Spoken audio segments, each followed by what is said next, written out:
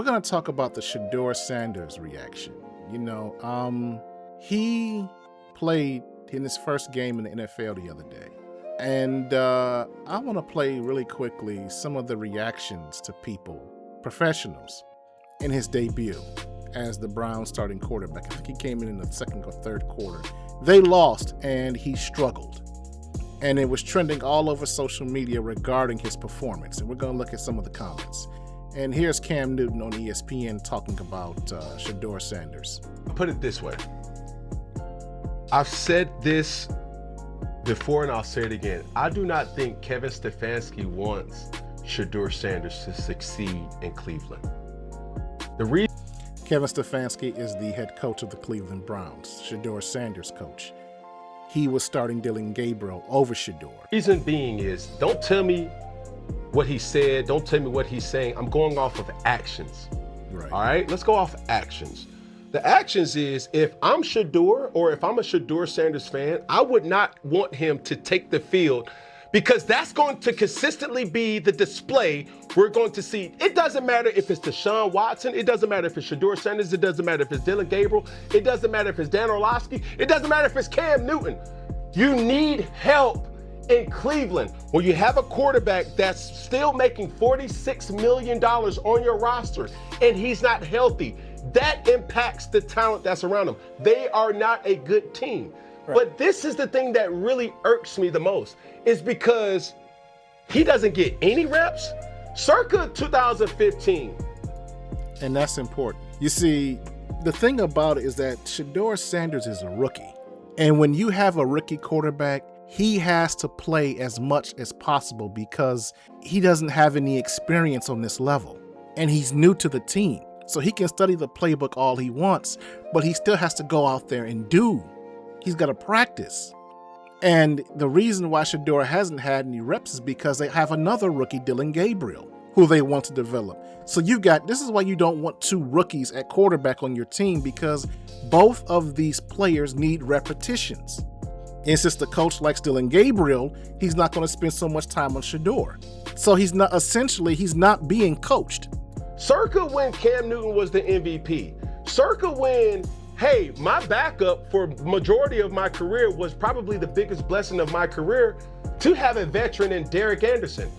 Ron Rivera still knew, we're one play away, kid, from you not being available. We would have anywhere from 6 to 12 reps in every single practice that allowed Derek to still have an ability to say, hey, if it goes, how it goes. Not granted, some will say, well, Cam, you play. Now, the thing about that he's talking about, Derek Anderson was a veteran who had been in the league for many years. Veterans don't need a lot of reps, okay? But even still, that veteran got some help, some reps. And that was important. And you're looking at a rookie who's not getting any reps at all. And how do we know that? It's not just talk. Here's a player on the Browns football team. I think I have heard his cadence like 2 or 3 times. That means he's practiced with him about 2 or 3 times. So none of the Browns players have done any practice with Shedeur Sanders at all. Shedeur Sanders has done little to no reps with the team. You're not going to succeed in that type of environment at all.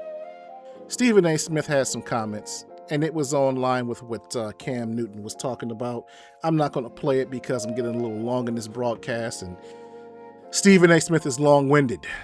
Now, the reason why I'm talking about that is my contention is, and I've said it before, this whole thing is a setup. You have a coach that doesn't want him, and you have a league that wants to teach Shedeur Sanders a lesson to punish his father, Deion Sanders. So I think this whole thing is a conspiracy against Deion. So that's the conjecture amongst those who follow the sport of football, who watch the game. Now, I've already talked about Nelson Fatback, okay? He, Saturday, had nothing to say about the race warrior cop that was harassing those 2 black kids at Texas A&M. He had nothing to say about that, but he had a whole bunch of posts, criticizing Shedeur Sanders, who didn't do anything wrong but struggle in a football game. So he had an unlimited amount of negativity regarding Shedeur, okay? But he's not the only one. you have another popular pundit named Matt Walsh. For those of conservative circles, you know who Matt Walsh is. He's a big voice at the Daily Wire, and he's a big-time conservative thought leader. And so he tweeted this out. Against all odds, he somehow managed to complete a 4-yard check down to a pass to a wide-open receiver, one of the greatest plays in NFL history. So, of course, he's being sarcastic, and he's registering himself as one of the haters of Shedeur Sanders.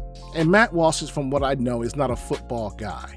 He doesn't know anything. He doesn't know anything more than your average woman does regarding football. But here he is chiming in on something that he knows nothing about. And so I took exception to this and I responded to Matt Walsh. Well, let me start here before I give my response. I did respond to him, but this is also Matt Walsh. Remember that whole case with the Carmelo Anthony, the kid down in Texas who got into an altercation with another kid who was white, and all the people on the right, the conservatives, made it a race issue when really it was just about two kids just fighting. But somehow, because the white kid wound up dead with the black kid being accused of his demise, this became a race baiting issue that conservatives started. This is what Matt Walsh said about that incident. If I told you that a young man stabbed another young man to death for telling him that he was in the wrong seat, again, I want to emphasize the fact that Matt Walsh was not there. We don't know what happened. This is just him speculating. And then I told you that the young man in this altercation was white and the other black. And then I asked you to guess the race of the assailants. So right off the bat, we're seeing him make this a race issue. Conservatives always complain about black people making things race issues, but here he is making this a race issue. Again, this was an incident of two kids getting into a fight, but here he is bringing race into it. He says every single person would know the answer immediately. Young black males are violent to a wildly, outrageously disproportionate degree. That's just a fact. We all know it. And it's time that we speak honestly about it, or nothing will ever change. And then we see Nelson Fatback, who hustled his ass to the comment section and thanked Matt Walsh. Okay, as only Nelson Fatback could. That was this summer, but fast forward to today. In response to what Matt Walsh said against Shedeur Sanders, I said this. Why is it so hard to leave Shedeur Sanders alone? People like you love pushing the narrative that black men are, quote, violent to a wildly outrageous, disproportionate degree. You say that's a fact, but here you have a young black man, Shedeur, who isn't hurting anyone, and by all accounts is a good person, and you still have something negative to say about him. So it's evident that you have a problem with black men, and it's time you speak honestly about it, or nothing will ever change. And that's the thing that I want to emphasize.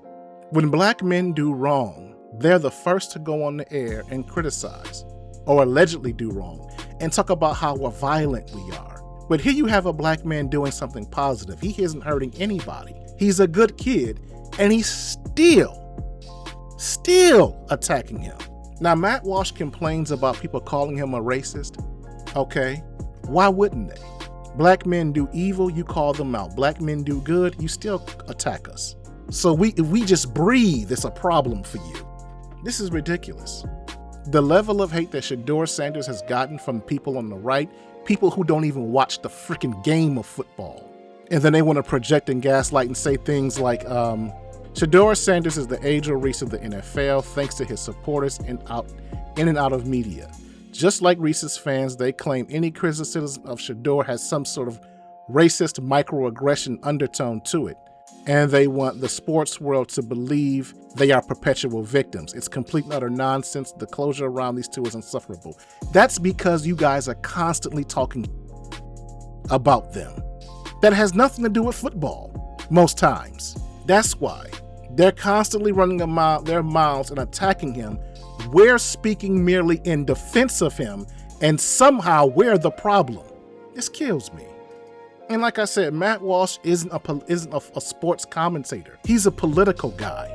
Yet he's got all these opinions on stuff he knows nothing about. Nothing about.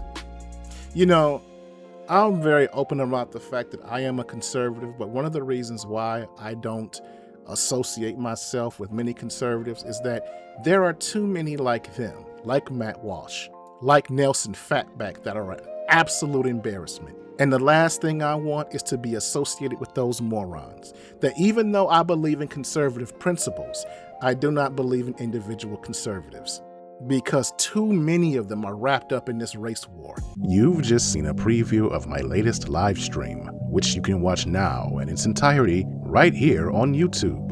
Follow the link in the description. This is the Layman's Journal. I'm out.